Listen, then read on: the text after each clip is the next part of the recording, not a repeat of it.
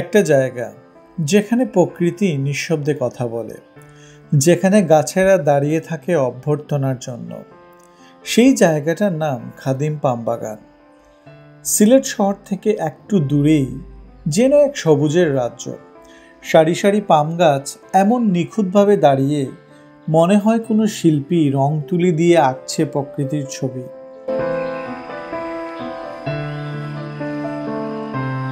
এই বাগানে হাঁটলেই আপনার প্রতিটি নিঃশ্বাস হবে হালকা, প্রতিটি মুহূর্ত হবে এক অন্যরকম অনুভূতি। এখানে নেই শহরের কোলাহল, নেই কৃত্রিমতা, শুধু আকাশ, বাতাস আর গাছেদের নির্ভেজাল আলিঙ্গন।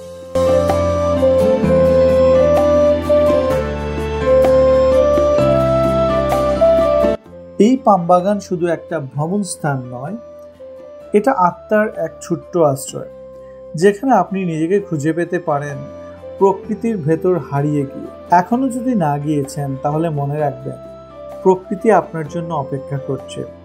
চলুন দেখা হয়ে যাক খাদিম পাম বাগানের সঙ্গে সবুজের এক অনন্য কবিতা।